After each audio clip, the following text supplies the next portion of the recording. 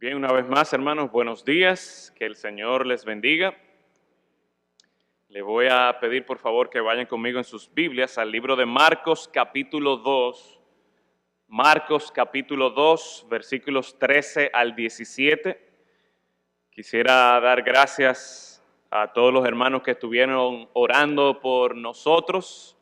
Hubo un grupo de nosotros, 6, 7 personas de nuestra iglesia que estuvimos en Indiana en una capacitación de consejería y aunque pasamos frío, pero fue de mucha bendición y regresamos con muchas expectativas de que primero el Señor trabaje en nuestras vidas, de que todo eso que hayamos recibido no solamente se nos quede en la cabeza, sino que nos baje al corazón y vaya transformándonos a nosotros, pero también con la expectativa de que el Señor nos pueda utilizar como instrumentos en sus manos para ser de bendición a toda la iglesia y a todos aquellos que el Señor nos permita ministrar por medio de su palabra. Así que muchas gracias por sus oraciones, muchas gracias por estar pendiente también de nuestra familia, de nuestros hijos mientras estuvimos fuera.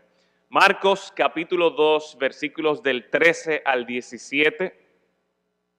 Y en esta mañana nosotros seguimos con este énfasis que también estamos viendo en la escuela dominical, vive en misión, vive en misión. Como nosotros como creyentes, como hijos de Dios, tenemos una misión clara, establecida que el Señor nos ha dado y es de hacer discípulos de Cristo. Ya nosotros vimos el pasaje de Mateo capítulo 28, donde encontramos allí la gran comisión, este gran mandamiento, esta gran orden que el Señor nos da de hacer discípulos de Cristo. Luego vimos el pasaje de Lucas capítulo 9, donde el Señor nos presenta lo que es ser un discípulo. Y pues en esta ocasión, en esta mañana, yo quiero que leamos Marcos capítulo 2, porque en este pasaje del 13 al 17, Marcos 2, del 13 al 17, en este pasaje nosotros encontramos al Señor Jesucristo llevando a cabo la misión a la que Él nos ha llamado. Al Señor Jesucristo haciendo discípulos. Yo quiero que entonces leamos Marcos capítulo 2, versículos del 13 al 17. Dice allí la palabra del Señor. Después volvió a salir al mar y toda la gente venía a él y les enseñaba. Y al pasar, vio a Leví, hijo de Alfeo, sentado al banco de los tributos públicos y le dijo, sígueme, sígueme. Y levantándose, le siguió. Aconteció que estando Jesús a la mesa en casa de él, muchos publicanos y pecadores estaban también a la mesa juntamente con Jesús y sus discípulos, porque había muchos que le habían seguido. Habían muchos que le habían seguido. Y los escribas y los fariseos, viéndole comer con los publicanos y con los pecadores, dijeron a los discípulos, ¿qué es esto? Que él come y bebe con los publicanos y pecadores. Al oír esto, Jesús les dijo, los sanos no tienen necesidad de médico, sino los enfermos. No he venido a llamar a los justos, sino a pecadores. El Señor Jesucristo termina este texto diciendo, no he venido a llamar a justos, sino a pecadores. Vamos a orar.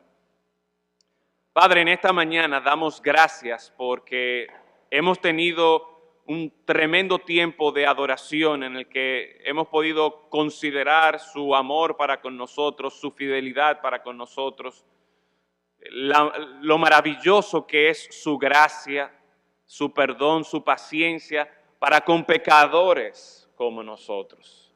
Gracias damos, Señor, porque el Evangelio es precisamente para pecadores, pecadores como nosotros. Gracias damos por la buena noticia, por la esperanza que el Evangelio del reino de Dios trae a nuestras vidas. Que pecadores como nosotros, rebeldes, que nos habíamos desviado de tus caminos, ahora por Cristo Jesús hemos sido acercados a Dios Padre, nuestro Creador. Gracias por el Evangelio. Y rogamos, Señor, que en esta mañana, en la medida que profundizamos en tu palabra y seguimos viendo esta misión a la que tú nos has llamado, nosotros también podamos gloriarnos, podamos gozarnos en ese precioso mensaje lleno de esperanza del Evangelio de Cristo Jesús. En el nombre de Cristo lo rogamos. Amén. En este texto nosotros encontramos al Señor Jesucristo haciendo discípulos. No solamente Mateo, Leví, sino que también habían otros que al haber sido expuestos al ministerio, a la predicación del Señor Jesucristo, también el texto nos dice que le habían seguido. El Señor Jesucristo está aquí haciendo discípulos, cumpliendo su misión. La misma misión que Él nos ha dado a nosotros. Previamente, en el capítulo 1, ya Él había llamado a 4 de sus discípulos, a los pescadores, Simón, Andrés, Jacobo y Juan. Estos habían dejado sus redes para seguir a Jesús. En esta ocasión, nosotros encontramos a Leví, que como ya mencioné, comúnmente es conocido como Mateo. Y en este llamado de Mateo, de manera particular, en los versículos 13 y 14, hay 2 cosas que el Señor nos presenta en cierta manera a forma de repaso. 2 cosas que yo quisiera observar que son esenciales con respecto a la misión de hacer discípulos. Y de hecho, esto es algo que ya en las otras prédicas que hemos tenido con este tema de vivir en misión, ya lo hemos mencionado y por eso digo que en estos versículos, el versículo 13 y 14, lo presentamos aquí a manera de repaso. Observen conmigo el patrón que el mismo Señor Jesucristo cumple en la medida que Él está llevando a cabo la misión, en la medida que Él procura hacer discípulos de Él. Para cumplir, y lo primero que quiero mencionar en esta observación preliminar, es que para cumplir la misión de hacer discípulos es necesario enseñar la palabra. Sin lugar a dudas, la palabra de Dios es imprescindible si nosotros vamos a ser discípulos. Mire conmigo cómo en el versículo 13, de manera muy común o como dado por sentado aquí, Marcos, mientras va narrando lo que está pasando, dice, después volvió a salir al mar, y esto nos da a entender que esta era como la costumbre, lo que Jesús continuamente estaba haciendo, de que Él salía, de que Él iba, y toda la gente venía a Él y les enseñaba. Y les enseñaba. Cuando nosotros vemos aquí que el Señor Jesucristo les enseñaba, nosotros podemos asumir que lo que Él estaba enseñándoles era el Evangelio, era la palabra de Dios. De hecho, en el capítulo 1, versículo 15, luego de que el Señor Jesucristo es bautizado por Juan, luego de que Él pasa exitosamente la tentación de Satanás, en el principio de su ministerio, lo que encontramos al Señor Jesucristo haciendo es lo siguiente. Mira el capítulo 1, versículo 14. Después que Juan fue encarcelado, Jesús vino a Galilea, ¿y qué estaba haciendo Él? Predicando el Evangelio del reino de Dios. Predicando el Evangelio. Versículo 15, diciendo, ¿cuál era el mensaje, cuál era el contenido de este Evangelio que Jesús predicaba? El tiempo se ha cumplido. El reino de Dios se ha acercado. Arrepentíos y creed en el Evangelio. Arrepentíos y creed en el Evangelio. Lo que el Señor Jesucristo está compartiendo con la gente, lo que Él está predicándole a la gente, es el Evangelio de Dios, el Evangelio del reino de Dios. De hecho, no sé cuántos de ustedes recuerdan, y yo sé que hay algunos de ustedes que tienen la costumbre, una buena costumbre, de que cada vez que escuchan una prédica, en el margen de su Biblia anotan, este pasaje el pastor fulano predicó en la fecha tal. Bueno, pues si usted tiene su Biblia, y no le voy a pedir que vaya conmigo en este momento, pero si usted buscara en su Biblia Lucas capítulo 5, usted encontraría que el año pasado, para esta misma fecha, yo prediqué de Lucas capítulo 5, del llamado del Señor Jesucristo a Pedro, a Simón Pedro. Y podemos notar en ese pasaje de Lucas capítulo 5 que lo que llamó la atención de Pedro y los demás discípulos fue precisamente el poder de la palabra de Dios. Ese texto de Lucas 5 resalta la importancia, lo esencial que es la palabra de Dios para hacer discípulos de Cristo. Y una vez más, en este texto, cuando encontramos que el Señor Jesucristo está llevando a cabo su misión, como era su costumbre, cuando Él va a hacer discípulos, Él predica el Evangelio de Cristo. ¿Y qué es el Evangelio? ¿Qué es el Evangelio? Yo le voy a mencionar 4 cosas. Si usted quiere, lo puede anotar como para proveerles a ustedes un marco de referencia de cómo ustedes pueden definir, de cómo ustedes pueden entender de manera sencilla, simple, lo que es el Evangelio. Hay una serie de un ministerio que se llama 9 Marcas, que tiene precisamente un libro que se titula así, ¿qué es el Evangelio? Y ellos resumen el Evangelio de la siguiente manera. En primer lugar, Dios creó al hombre para que le glorificara y disfrutara de una relación perfecta con Él. O sea que el Evangelio no solamente empieza con decir que Jesús te ama. No, el Evangelio, cuando uno está predicando el Evangelio, uno tiene que entender que debe enseñarle a la gente, mostrarle a la gente quién es Dios. Y Dios es el creador. Y como Dios es creador, Él es soberano, Él es Señor sobre toda la creación. Y ese creador soberano nos ha creado con el buen propósito de nosotros glorificarle a Él y de disfrutar una relación perfecta con Él.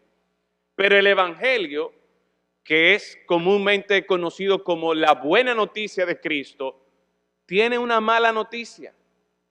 Y es que dentro de esa buena noticia, para que realmente sea buena, nosotros tenemos que saber, en segundo lugar, no solamente que Dios nos crea para que le glorifiquemos y disfrutemos de una relación perfecta con Él, sino que en segundo lugar, otro elemento esencial del Evangelio es que el hombre pecador debe entender que el hombre desobedeció al Señor, que el hombre naturalmente se rebela contra Dios y por causa del pecado, entonces ya no disfruta de esa relación estrecha, íntima con Dios, sino que el pecado del hombre hace que se separe de Dios.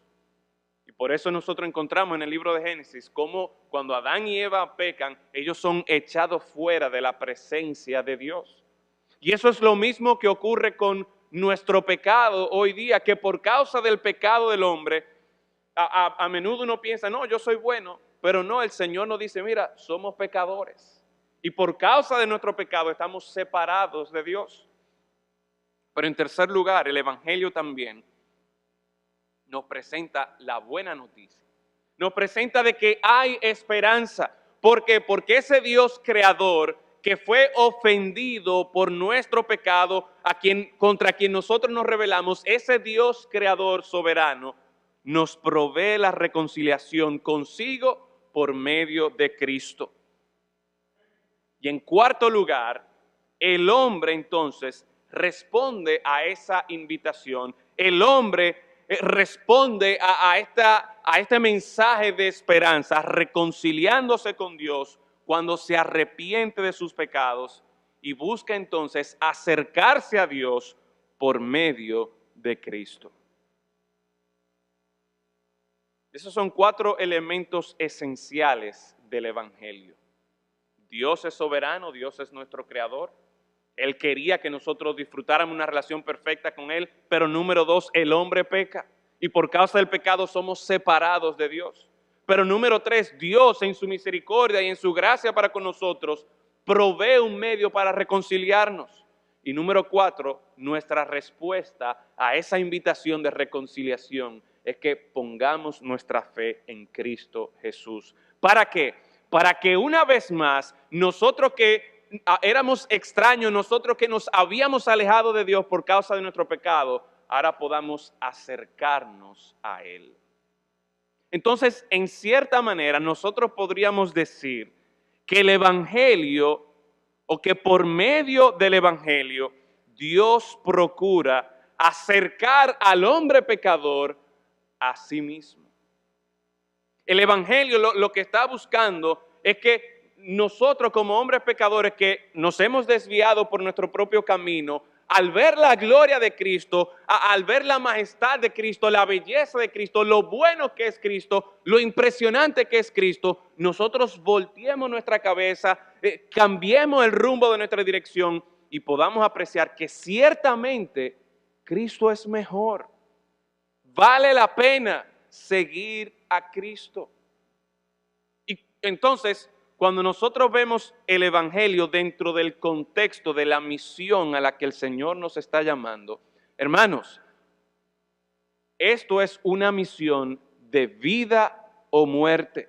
Nuestra misión a lo que el Señor nos ha llamado es a rescatar personas que están dirigiéndose a la muerte eterna, a la condenación eterna.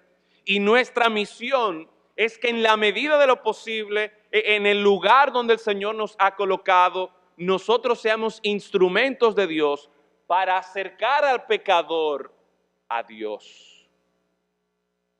Este relato aquí de Mateo, yo creo que nos brinda a nosotros un muy buen ejemplo, tanto de parte del ejemplo de Jesús como aún del mismo Mateo, quien había sido llamado en ese momento, para cómo nosotros podemos llevar a cabo esta misión. Así que en este versículo 13 nosotros podemos ver en primer lugar cómo algo esencial para llevar a cabo la misión es enseñar la palabra de Dios, es predicar el Evangelio de Cristo, es anunciar que hay esperanza en Cristo, es declararle a los pecadores, miren, ustedes tienen un problema serio. Y es que por causa de su pecado, ustedes están separados de Dios, pero en Cristo hay esperanza. Por eso el Señor Jesucristo dice en Marcos 1:15, el tiempo se ha cumplido, hay una urgencia. El reino de Dios se ha acercado y el reino de Dios se había acercado a ellos porque el Rey, el Señor Jesucristo, estaba en medio de ellos y le está diciendo, arrepentíos y creed en el Evangelio. Crean en ese mensaje de esperanza, crean en esta solución que Dios les ha provisto. Crean en mí, dice el Señor Jesucristo. Así que algo esencial para nosotros cumplir con nuestra misión es predicar el Evangelio. Pero otra cosa que nosotros apreciamos aquí en el versículo 14, dice, al pasar vio a Leví, hijo de Alfeo, sentado al banco de los tributos públicos, y le dijo, sígueme. No es solamente predicar la palabra de Dios, sino que ese mensaje del Evangelio debe concluir con un llamado. Arrepentirse, como decía el Señor en Marcos 1:15, o aquí en este texto le está diciendo, sígueme, con las implicaciones que ese seguir iba a tener para Mateo. ¿Ustedes recuerdan en Lucas capítulo 9, cuando el Señor nos presenta a nosotros lo que es un discípulo? Un discípulo es una persona que se niega a sí mismo, que está dispuesto a tomar su cruz cada día y seguir a Cristo. O sea que el que va a ser un discípulo de Cristo debe entender que y nosotros mismos en la medida que cumplimos esta misión debemos entender que el llamado cuando estamos haciendo discípulos es a seguir a Cristo. Cumplir la misión de hacer discípulos requiere un llamado a seguir a Jesús. Los pescadores, Simón, Pedro, Andrés, Jacobo, ellos abandonaron sus redes para seguir a Jesús. Lucas 9, el pasaje que le mencionaba hace un momento, claramente nos dice, niégate a ti mismo, toma tu cruz, sigue a Cristo. Así que estos dos elementos que hemos visto hasta ahora, la predicación del Evangelio y el llamado a seguir a Cristo son esenciales para nosotros cumplir con la misión a la que el Señor nos ha llamado. No es solamente por indispensable que es llevar el Evangelio, presentar el Evangelio, sino que ese Evangelio debe concluir con un llamado, debe concluir animando a esa persona a arrepentirse de sus pecados, a dejar su vieja vida para seguir a Cristo. Para Mateo, dejarlo todo y seguir a Jesús requería estar dispuesto a dejar de percibir ingresos significativos, a dejar un trabajo donde podía conseguir muchos recursos y de manera rápida, de manera fácil. Porque ¿qué encontramos en el versículo 14? ¿Dónde encontró Jesús a Mateo? No fue sentado en la primera fila de la iglesia, no. Dice que lo encontró al banco de los tributos públicos. Y por el lugar donde Jesús encuentra a Mateo, y luego por los amigos que se mencionan de él, los publicanos y pecadores, nosotros podemos entender que Mateo estaba involucrado, por decirlo de esta manera, en el tren gubernamental de Herodes el tetrarca. Él era colector de impuestos o quizás un agente de aduana. Y si ustedes recuerdan, si usted se fía en el capítulo 2, versículo 1, se nos dice ahí que ellos se encontraban en Capernaum, una ciudad que estaba cerca del lago, al lado del mar de Galilea, y era un lugar central donde pasaban muchas personas de norte a sur, de sur a norte, había mucho comercio allí. Y por lo tanto, Mateo, como colector de impuestos, como agente de aduana, tenía mucha oportunidad para conseguir dinero rápido y fácil. Y obviamente nosotros encontramos en la palabra de Dios que la reputación que tenían estos colectores de impuestos no era muy buena. Ustedes recuerdan a Zaqueo, ¿verdad? Zaqueo era una persona que la gente no quería saber de él. Y de hecho, cuando él sigue al Señor Jesucristo, se arrepiente de sus pecados, él mismo reconoce de que, mira, yo he tratado de manera fraudulenta a muchas personas y yo estoy dispuesto a devolverle el triple o 4 veces lo que yo le he quitado a esta gente. O sea que era una costumbre conocida de los colectores de impuestos el robarse algo, el cogerse algo, el quedarse con algo.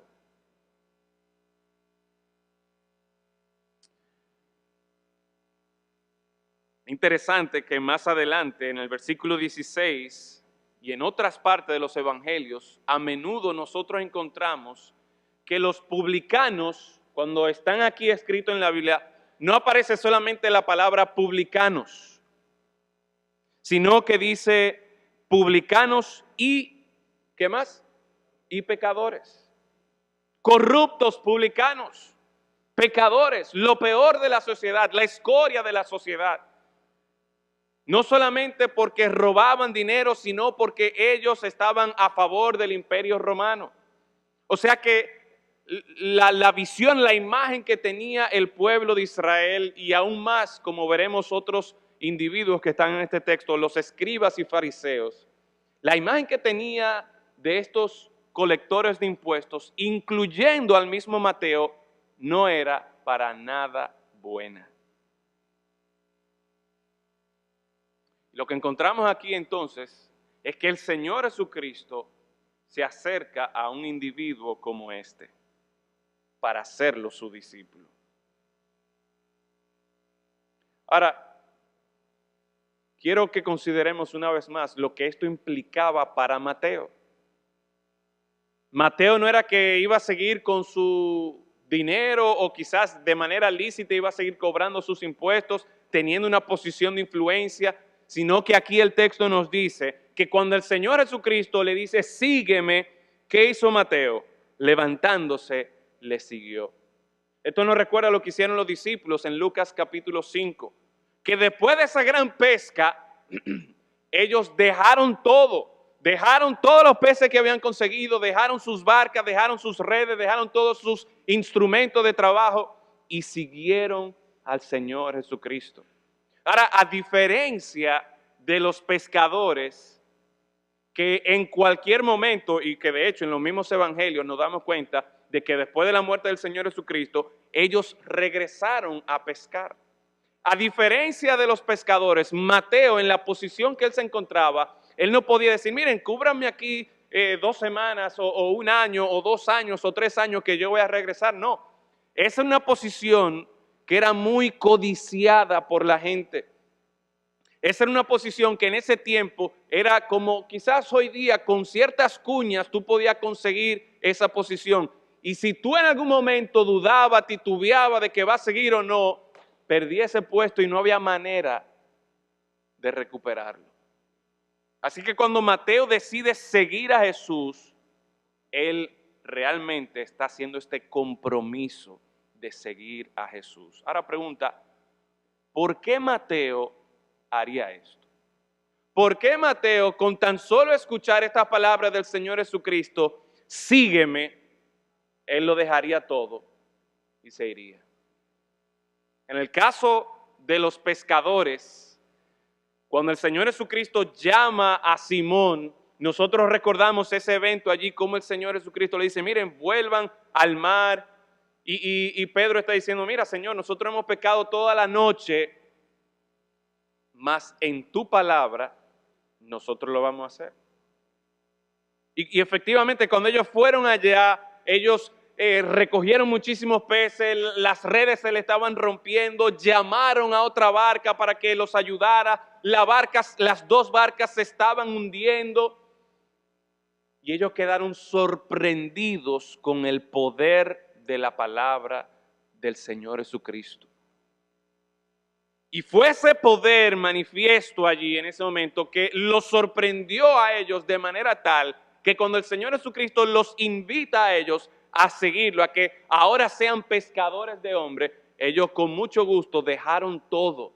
¿Por qué? Porque habían visto la gloria de Cristo, habían visto el poder de Dios delante de ellos actuar, y ellos sabían que por más peces, por más negocio que ellos hicieran, Cristo era mejor. ¿Qué había visto Mateo que lo impresionó? Y entre paréntesis, aquí una nota al margen, que realmente no es tanto al margen. Nosotros seremos buenos hacedores de discípulos, nosotros tendremos éxito llevando a cabo la misión a la que el Señor nos ha llamado, en la medida que nosotros podamos presentar a Cristo como lo máximo. Si para nosotros el Señor Jesucristo es simplemente una opción más o como para que tú te sientas bien contigo mismo o una religión más, que esto es lo que yo creo, hay otra gente que cree aquello o lo otro, entonces eso no va a tener ningún impacto. Pero el Señor nos llama a nosotros a que por medio de su palabra nosotros nos metamos en la palabra de Dios, conozcamos a Cristo, podamos apreciar su gloria, su majestad, su maravilla, para que eso nos alimente a nosotros y al igual que los discípulos, quedemos asombrados con la gloria y el poder de Cristo. Pero si para mí Cristo realmente no es la gran cosa, ¿por qué otra persona querría seguir a mi Señor y Salvador?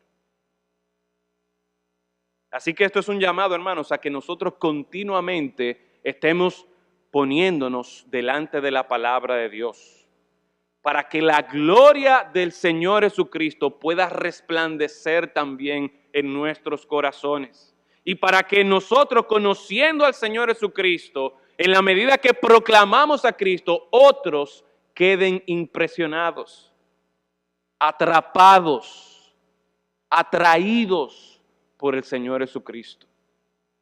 Pero todavía no he respondido a la pregunta, ¿qué fue lo que llamó la atención aquí de Mateo para seguir al Señor Jesucristo?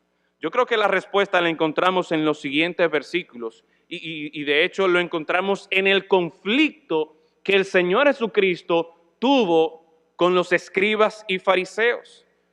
Este conflicto que encontramos en los versículos 16 y 17 es el segundo conflicto que se registra en este evangelio de Marcos que Jesucristo tiene con los escribas y fariseos. Y el primero, se encuentra en los primeros versículos del capítulo 2, donde el Señor Jesucristo, luego de recibir un paralítico que había sido llevado a Él por 4 personas que creen en el poder del Señor Jesucristo, y el Señor Jesucristo, viendo la fe de ellos, dice: tus pecados te son perdonados. No lo sana en ese momento. Lo primero que Jesús hace no es sanarlo, sino que lo primero que el Señor Jesucristo hace es atender la necesidad más urgente de ese paralítico, que resulta ser la necesidad más urgente que cada uno de nosotros tenemos, y es ser perdonados de nuestros pecados.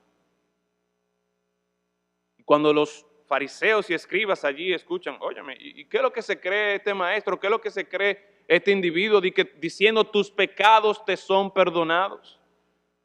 Bueno, el Señor Jesucristo, para probar que ciertamente Él tiene autoridad, Él tiene poder para salvar al pecador, Él le dice al paralítico: toma tu lecho, levántate y anda. Así que en ese primer conflicto, ya los escribas y fariseos y los demás que estaban allí estaban atentos al poder de Cristo, no solamente para sanar, sino también Él había probado que tenía el poder para salvar. O sea que miren cómo la palabra de Dios, por medio de esta historia, nos está dando a conocer la gloria, la majestad de Cristo. Y cuando nosotros, hermanos, estamos leyendo la Escritura y estamos leyendo estas historias, no es simplemente que se trata de un paralítico o que se trata de 4 personas que tuvieron fe en Cristo. No, nosotros tenemos que estar atentos para ver qué conocemos de nuestro Señor y Salvador. Y en ese texto Él se presenta aquí como uno que tiene poder, sí, para sanar, sí, para que una persona que esté paralítica pueda andar, pero sobre todo como aquel que tiene poder para perdonar los pecados. Y es en ese contexto entonces que llegamos a este segundo conflicto. Y sorprendentemente, el Señor Jesucristo aquí, que se presenta como este gran maestro, y no solamente como un gran maestro, sino que si Él tiene autoridad para perdonar pecados, ellos debían entender: óyeme, yo de acuerdo a la Biblia, yo sé que el único que tiene autoridad para perdonar pecados, ¿quién es? Es Dios. O sea que este hombre está diciendo que si Él perdona pecados, Él es Dios. Está como raro eso. Vamos a seguir viéndolo, vamos a seguir observándolo. Y los escribas y fariseos siguen con Él. Y nosotros vemos a lo largo del Evangelio y en los distintos evangelios que continuamente los escribas, fariseos, saduceos estaban siguiendo al Señor Jesucristo para ver si en algún momento metía la pata y entonces poder meter en problemas al Señor Jesucristo, sacarlo de circulación. Así que los escribas y fariseos siguen aquí la historia, siguen con el Señor Jesucristo, que ha dicho: Él es Dios. ¿Cómo se comporta Dios? Y esto es lo que choca a los escribas y fariseos. Y yo les quiero sugerir que en esta mañana esto es también lo que impresiona a Mateo. Porque ¿cuál es el problema? ¿Cuál es el enfoque de estos 5 versículos que hemos leído en la mañana de hoy? Mire conmigo el versículo 16. Y los escribas y los fariseos, viéndole comer con los publicanos y con los pecadores, dijeron a los discípulos: ¿qué es esto? Que Él come y bebe con los publicanos y pecadores. Y partiendo de este versículo, entonces, yo quiero proponerle en esta mañana que una manera a través de la cual el Señor Jesucristo hizo discípulos y nosotros también debemos hacer discípulos es acercándonos a los pecadores. En otro pasaje, el Señor Jesucristo, defendiéndose, o no tanto defendiéndose, sino que argumentando en contra de lo que pensaban los fariseos y escribas, Él se reconoció como amigo de pecadores. Y este texto nos presenta precisamente que Jesús es amigo de pecadores.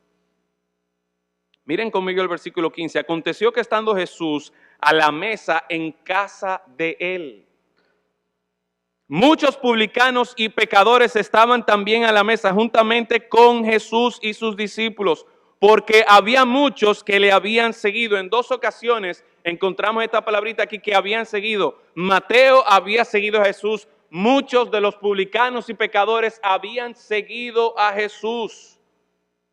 Pero aquí está ocurriendo algo que quizás para nosotros sería algo muy común y corriente. Que Jesús estaba comiendo con los publicanos y con los pecadores. Bueno, para ese tiempo y en la cultura judía, el reclinarse en la mesa, el sentarse a la mesa a comer, era algo muy especial.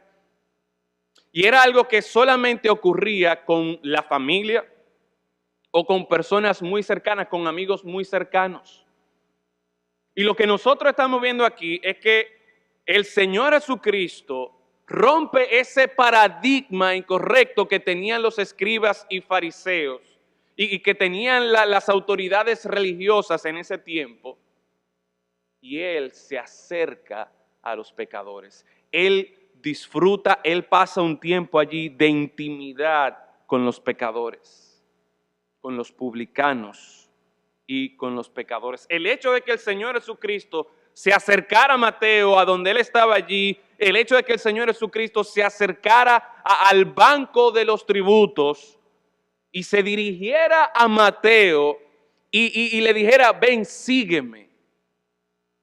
Eso fue algo que muy probablemente Mateo no esperaba que iba a ocurrir en su vida.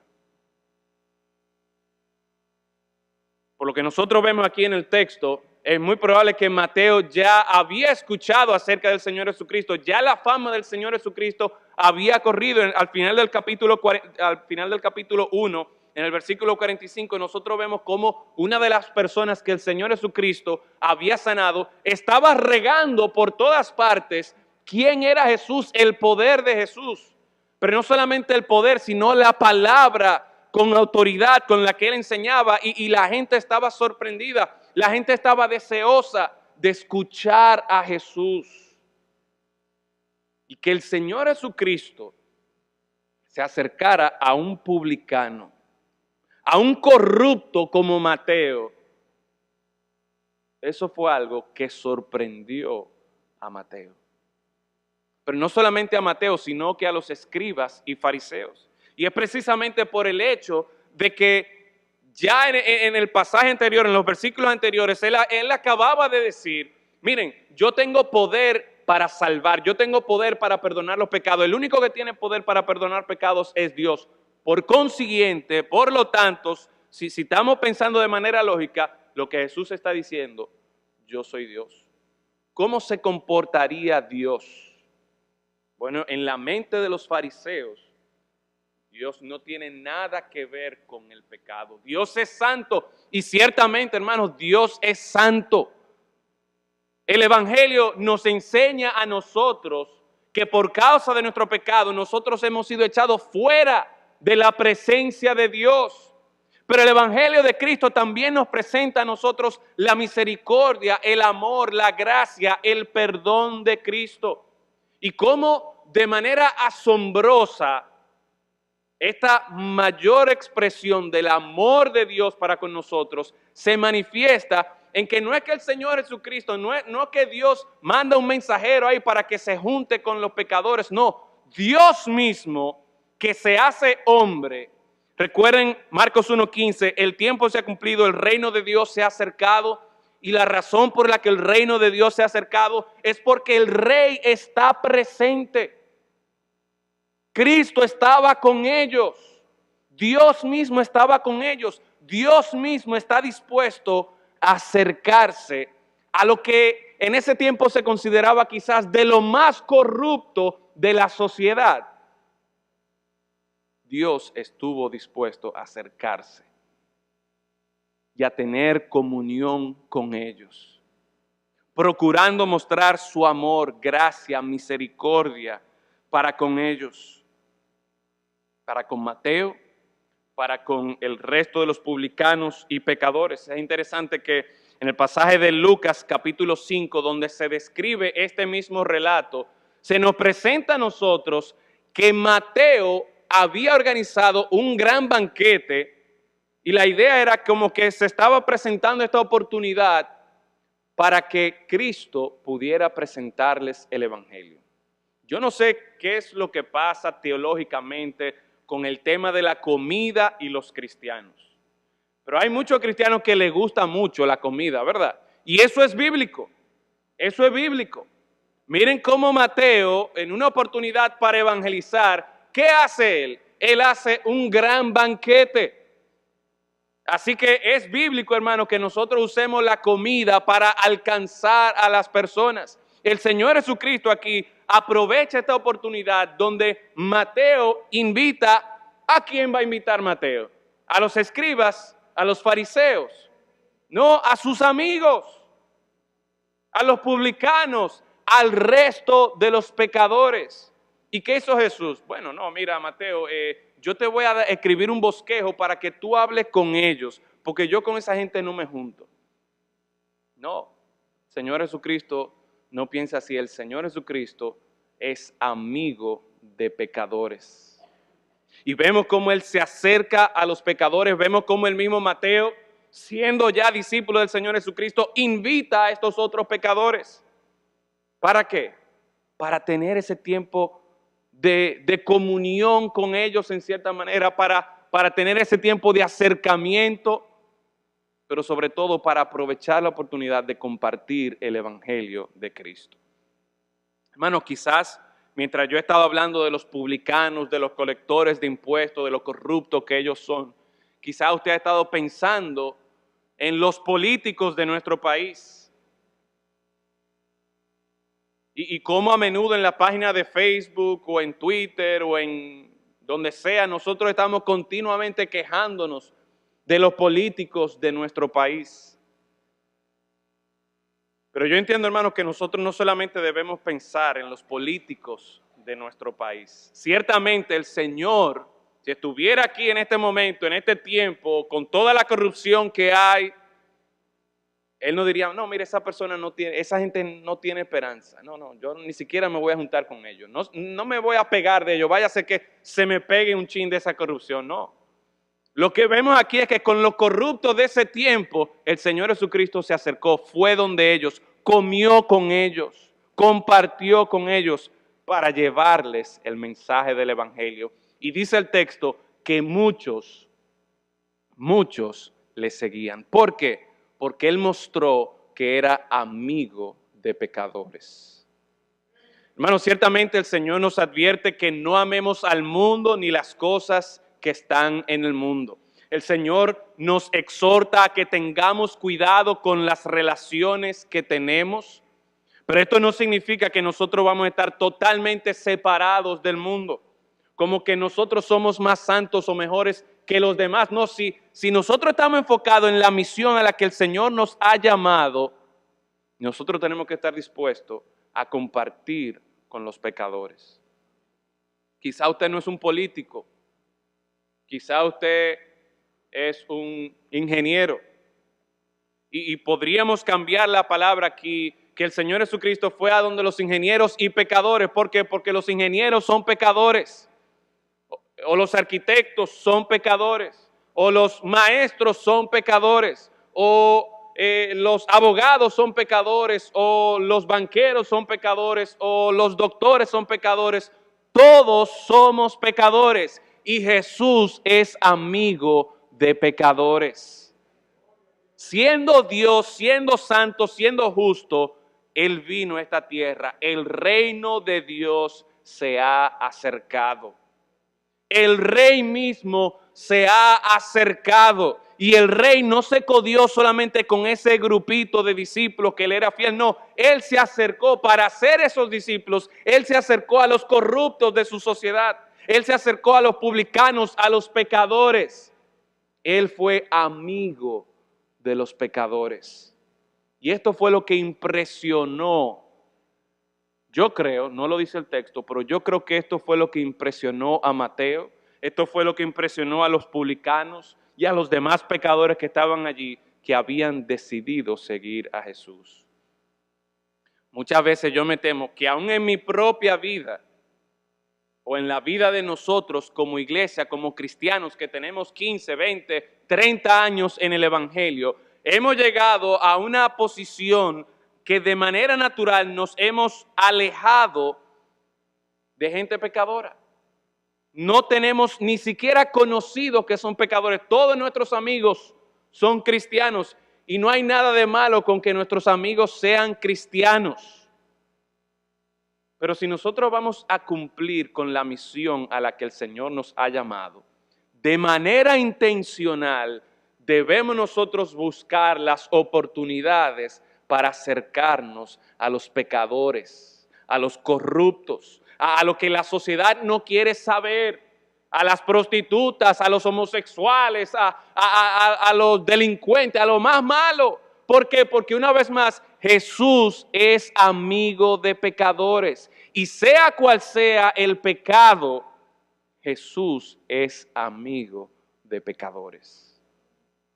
Si el Señor Jesucristo estuvo dispuesto a acercarse a estos corruptos, ¿por qué nosotros no estamos dispuestos también a hacernos, a tomar estas oportunidades, a buscar de manera intencional oportunidades para acercarnos a los pecadores?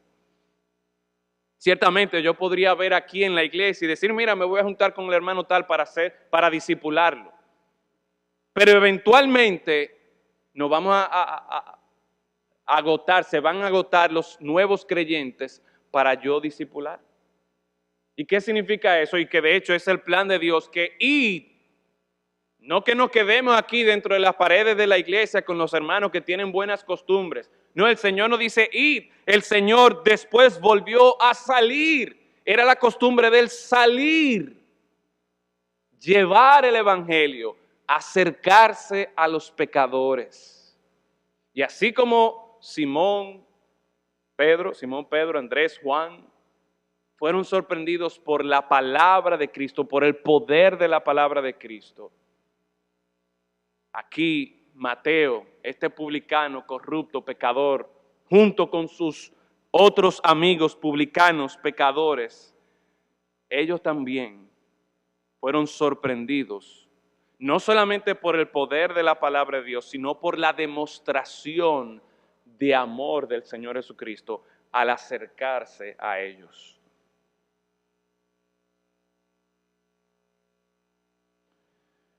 Este texto entonces, hermanos, nos enseña a nosotros la necesidad que tenemos de ser intencionales para acercarnos a los pecadores.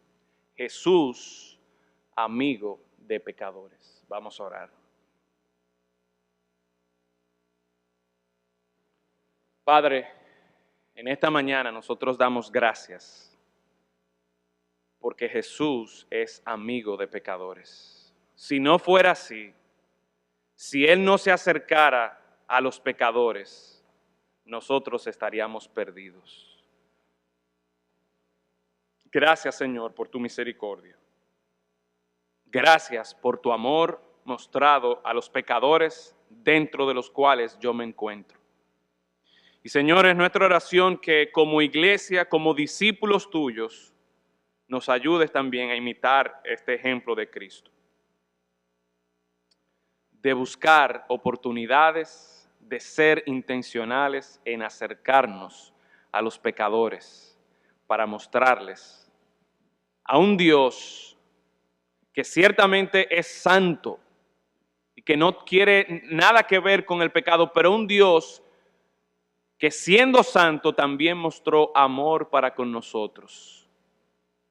Siendo justo, mostró gracia, misericordia para con nosotros, asumiendo, tomando en la cruz nuestro pecado.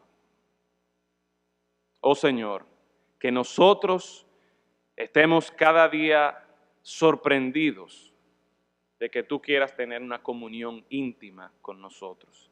Y que esto nos motive, nos aliente a llevar este evangelio de Cristo y que muchos más también se motiven a ser seguidores de Cristo Jesús. En su nombre lo rogamos. Amén.